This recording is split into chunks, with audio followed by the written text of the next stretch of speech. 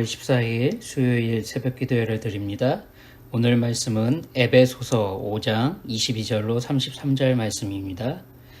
아내들이여 자기 남편에게 복종하기를 주께 하듯 하라. 이는 남편이 아내들의 머리됨이 그리스도께서 교회의 머리됨과 같으니 그가 바로 몸의 구주시니라. 그러므로 교회가 그리스도에게 하듯 아내들도 범사에 자기 남편에게 복종할지니라. 남편들아 아내 사랑하기를 그리스도께서 교회를 사랑하시고 그 교회를 위하여 자신을 주심같이 하라. 이는 곧 물로 씻어 말씀으로 깨끗하게 하사 거룩하게 하시고 자기 앞에 영광스러운 교회로 세우사 티나 주름 잡힌 것이나 이런 것들이 없이 거룩하고 흠이 없게 하려 하심이라. 이와 같이 남편들도 자기 아내 사랑하기를 자기 자신과 같이 할지니 자기 아내를 사랑하는 자는 자기를 사랑하는 것이라. 누구든지 언제나 자기 육체를 미워하지 않고 오직 양육하여 보호하기를 그리스도께서 교회에게 함과 같이 하나니 우리는 그의 몸의 지체임이라. 그러므로 사람이 부모를 떠나 그의 아내와 합하여 그 둘이 한 육체가 될지니 이 비밀이 크도다. 나는 그리스도와 교회에 대하여 말하노라. 그러나 너희도 각각 자기 아내 사랑하기를 자신같이 하고 아내도 자기 남편을 존경하라. 아멘. 아는 것만큼 보인다는 말이 있죠. 우리 문화재청을 지냈던 유홍조님의 나의 문화유산 답사기 제1권에만 나오는 말입니다. 아는 것만큼 보인다. 어떻게 하면 이 말대로 미술에 대한 안목을 갖출 수 있냐고 끊임없이 자신에게 물어오는 많은 사람들의 질문에 대한 이분의 대답이 제겐 참 인상 깊었습니다. 책의 머릿말에 이런 내용이 나오는데 바로 이렇습니다. 미술사를 전공으로 삼은 이후 내가 주위 사람들로부터 가장 많이 받는 질문은 어떻게 하면 미술에 대한 안목을 갖출 수 있느냐는 것이었다. 이 막연한 물음에 대하여 내가 답할 수 있는 최선의 묘책은 인간은 아는 만큼 느낄 뿐이며 느낀 만큼 보인다는 것이었다.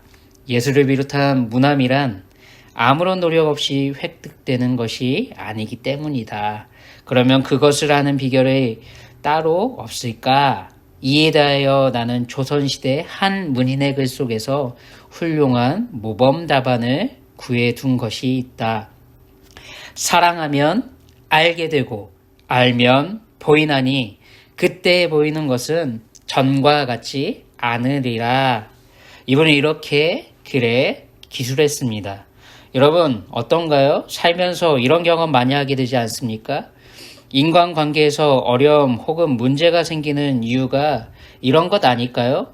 상대방에 대해 모르는 무지함, 바로 이 무지함에서 비롯된 오해와 갈등이 참 많습니다. 상대방을 사랑하게 될 때 우리는 어떻게 됩니까?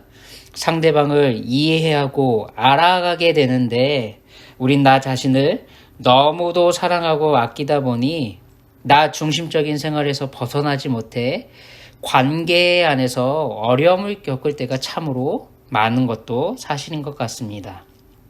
상대를, 대상을 사랑하면 알게 되고 알면 상대의 필요와 요구들이 보이게 되고 그때 보이는 건 이전에 내가 상대를 모를 때와 다른 사랑하는 상대를 향해 필요와 요구들이 됐기에 우린 스스로 애쓰고 수고하고 섬기는 자리에 나아가게 됩니다. 유사 이래로 여성을 학대하는 것은 다양한 장소에서 다양한 모습으로 나타나지 않았습니까? 통계에 따른다면 여성 4명 중 1명은 그들의 관계 속에서 신체적, 성적으로, 정서적으로, 심리적으로 학대를 경험한다고 합니다. 우리가 살고 있는 시대만큼 여성분들에 대한 인권에 관심을 갖고 있던 시대는 없었습니다. 그런데도 여기저기 여전히 들려오는 소식들은 자유와 평등, 인권이 강조되고 존중하려는 우리의 시대에서 멀리 떨어져 있는 것처럼 여겨지는 일들이 과연 이 시대에 일어나는 일이 맞나 싶은 안타까운 일들이 아직도 많이 있다는 사실입니다. 남성 우월과 가부장적인 사고에 사로잡혀 있는 주위 분들로 인해 힘겨워하는 분들도 아마 여러분 주변에도 계실 겁니다. 이런 분들에게 남성의 우월감에 상처를 받고 피해를 입은 분, 가부장적인 문화와 사회 속에서 그런 환경 속에서 자라오며 피해를 받았다고 생각하는 분들, 실제로 그러한 아픔과 어려움이 있는 분들, 상처와 트라우마를 갖고 있는 분들에게는 오늘 말씀에 나와 있는 복종하라는 것만 보여지고 아마 부각될 겁니다. 22절에 남편에게 복종하기를 주께 하듯 하라. 그리고 아마 23절에 나와 있는 대로 남편이 아내의 머리 되기 때문이라는 이 이유는 오늘 말씀을 하나님이 주신 참된 교회요 성도의 삶으로 바르게 이해하는데 큰 장애가 되기도 할 겁니다. 그래서 사도 바울은 오늘 말씀은 바로 앞에서 나온 21절을 전제로 권면하고 있다는 사실을 우리가 놓쳐서는 안 됩니다. 아니 이미 1장부터 3장의 내용을 통해 예수 그리스도 안에서 나 자신이 어떤 존재인지를 발견하고 깨닫게 했습니다. 성도인 우리가 어떤 존재인지 발견하고 깨닫게 하지 않았습니까? 예수님을 통해 얼마나 큰 사랑을 받고 있는 그런 존재인지 이것을 알고 있는 존재인 성도만이 실천할 수 있는 권면을 지금 사도 바울은 오늘 말씀을 통해 하고 있다는 사실입니다. 21절에 그리스도를 경외함으로 피차 복종하라. 바로 이것이 오늘 권면의 핵심을 그리스도를 경외하는 성도가 삶으로 실현해내야 할 모습이라고 말하고 있다는 사실입니다. 여기서 말하는 경외는 무엇입니까? 우리 예수님이 구속주이시기도 하고 하지만 마지막 날에 이 세상 모든 사람들을 심판하시는 그 심판 때에 심판하시는 심판주이심을 이 두 가지 예수님의 속성과 능력을 아는 성도로서 강요나 위압에 의해서가 아닌 그리스도의 명령에 순종하는 마음으로 현재 우리들이 영위하고 있는 하나님의 자녀로서의 위치로 인해 존경받을 만한 사람을 따르라는 의미가 바로 이 경외하라는 복종하라는 말의 의미라는 사실입니다. 이미 우리는 살펴봤지만 인류는 공중의 권세 잡은 자에 사로잡혀 있었고 그러므로 인해 서로 불화한 상태에 있을 뿐 아니라 하나님과도 매우 소원한 아니 원수된 상태에 있지 않았습니까? 바로 이런 존재였던 이런 상황 속에 놓여있던 성도들을 우리 예수님은 그리스도께서 십자가 위에서 악의 우주적인 세력을 물리치심으로 이런 상태를 끝내주셨음을 우리는 확인했습니다. 하나님과 택함 받은 인류 사이에는 우리 예수님의 십자가 사건으로 인해 화목이 이미 이루어졌고 성도들 사이에서도 연합이 이미 확립됐기에 성도 모두가 범사의 사랑 안에서 머리 대신 예수님에게까지 자라나는 공동체, 즉 교회가 되어야만 하기에 사도 바울은 오늘 말씀을 우리에게 던지고 있다는 사실입니다. 먼저 복종하라는 이 권면의 이유를 우리는 말씀대로 바르게 이해할 필요가 있습니다. 여기서 복종하라는 말은 상전이 좋든 나쁘든 복종해야만 하는 종의 모습을 나타내는 게 결코 아닙니다. 아내들에게 죽게 하듯, 즉 주님의 뜻과 조화되는 것 안에서 남편에게 하라고 말하고 있다는 사실이 중요합니다. 또한 남편이 아내의 머리 됐다는 이 의미는 근원이나 탁월성을 남성인들이 가지고 있다는 것, 남편이 가지고 있다는 것을 말하는 것이 결코 아니라 하나님이 교회에 통해 부여하신 것처럼 남편들에게 권위나 지도권을 주셨다는 그 의미로 우리에게 말하고 있다는 사실입니다. 따라서 여자가 남자보다 열등한 위치에 있어서 종속관계가 성립된다고 오늘 말씀은 결코 우리에게 말하고 있지 않다는 사실을 놓쳐서는 안 됩니다. 복종은 결코 남편의 지배와 아내의 굴복을 뜻하지 않습니다. 그저 성도 간에 서로 사랑하고 존중히 여기는 그것을 복종이라는 이 의미 안에 포함시키고 있다는 걸 우리는 바르게 이해할 필요가 있습니다. 왜 그렇습니까? 우리 예수님을 통해, 우리 예수님의 십자가 사랑을 통해 서로를 사랑하게 되고 보게 되는 교회로 우리는 이미 존재가 변화됐기 때문에 그렇습니다. 이미 새 사람을 입었기 때문에 그렇습니다. 교회의 일원으로서 서로가 지체되어 이미 연결됐고 결합되어 서로가 자라가고 세워지기 때문임을 저희들은 4장을 통해 확인했습니다.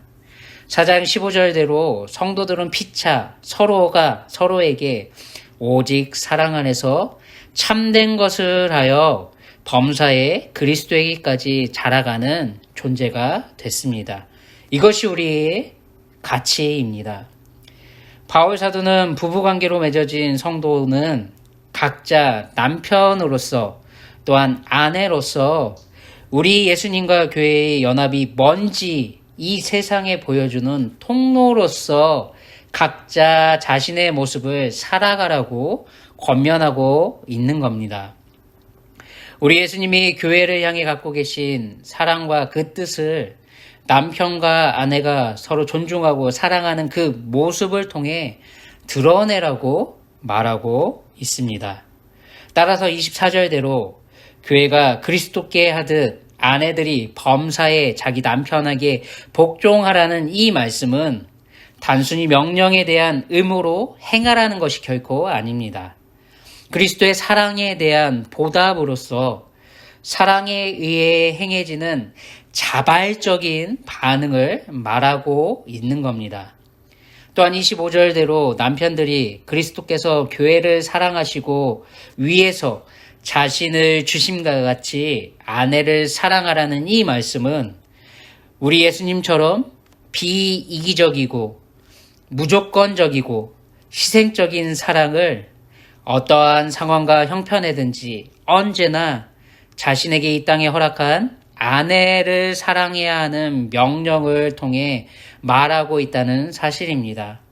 상대가 어떻게 내게 했기 때문이 아니라 우리 예수님이 이 땅의 교회를 향해 보여주신 것처럼 우리도 항상 그렇게 살아가는 모습을 세상에 보여줘야 한다고 강조하고 있다는 사실입니다. 우리 하나님의 소원은 27절대로 바로 티나 주름 잡힌 것이 없이 거룩하고 흠이 없게 예수님이 이 땅에 다시 오시는 그날까지 하나님 앞에 영광스러운 교회로 보존되고 세워졌음을 의미하기 때문에 그렇습니다. 우리 하나님의 소원은 이겁니다. 거룩하게 끝까지 보존되는 우리의 삶. 왜일까요? 30절대로 교회는 우리는 예수님의 몸이기 때문에 그렇습니다. 29절대로 세상 사람들도 동일하게 자기 자신을 너무도 사랑해서 자기 몸을 끔찍하게 여기고 있는 것이 이 세상의 모습이라면 우리 하나님은, 우리 예수님은 어떠하시겠냐고 역으로 우리에게 말하고 있다는 사실입니다. 요한복음 13장에서 예수님이 주신 새 계명대로 내가 너희를 사랑한 것 같이 너희도 서로 사랑하라는 이 말씀에 순종하고 실천함으로 바로 교회요 성도인 저희들은 세상 모든 사람들에게 저희들이 예수님의 제자라는 사실을 보여주는 존재임을 놓쳐서는 안 될 줄 믿습니다. 26절대로 성도는 이미 우리 예수님의 십자가의 대속을 통해 깨끗하게 됐고 거룩하게 된 존재임을 잊지 않으시길 부탁드립니다. 사랑하는 여러분, 저희들은 아는 것만큼 보고 느끼고 행동할 수 있습니다. 사랑하면 알게 되고 알게 되면 전과는 다른 것을 보게 되며 우리가 희생하고 섬기고 수고하고 애쓰는 자리로 나아갈 수 있습니다. 그렇다면 오늘 하루도 우리 예수님의 거룩한 신부로서 예수님의 몸된 교회요 지체로서 우리는 서로를 존중하고 사랑함으로 주님의 말씀에 순종하고 복종하는 성도로 넉넉히 살아내고 세상에 우리가 예수님을 증거하는 삶으로 살아내야 하지 않겠습니까? 오늘 하루도 예수님의 십자가의 사랑을 깊이 묵상하시고 예수님의 십자가를 통해 우리에게 베풀어 주신 교회로서 세상 가운데 예수 그리스도 안에 있는 충만을 드러내는 성도로서 하나님의 경륜 안에서 구속을 전하는 거룩한 성도요 흠이 없는 이미 그 은혜를 받은 성도로서 오늘 하루를 넉넉히 살아내시길 예수님의 이름으로 축원합니다. 기도하겠습니다. 하나님 아버지, 이미 예수님 안에서 새로운 피조물이 되게 하여 주심에 감사드립니다. 예수님의 십자가의 사랑을 알 수 있는 성도로 불러주신 것도 감사드립니다. 예수 그리스도의 십자가의 사랑과 하나님의 그 능력, 구원을 알고 있는 성도답게 더욱더 하나님의 뜻을 분별할 수 있게 오늘 하루 우리의 삶을 인도하여 주시고 하나님이 우리에게 허락하신 이 세상의 참된 교회를 드러내시는 통로로서의 삶을 넉넉히 살아가는 우리 모두가 되게 하여 주시옵소서. 각자 있는 자리에서 각자에게 허락하신 삶의 본분대로 우리가 최선을 다해 살아감으로 아내요 남편으로 우리가 자녀로서 이 땅 가운데 유일한 구원을 주는 소원된 교회임을 드러내게 하여 주시옵소서. 예수님을 증거하기에 조금도 부족함 없는 삶이 되게 하여 주시옵소서. 존귀하신 예수님의 이름으로 기도드립니다. 아멘. 오늘 하루도 죽게 하듯 삶의 모든 모습을 드러내시는 복된 하루 되시기 바랍니다.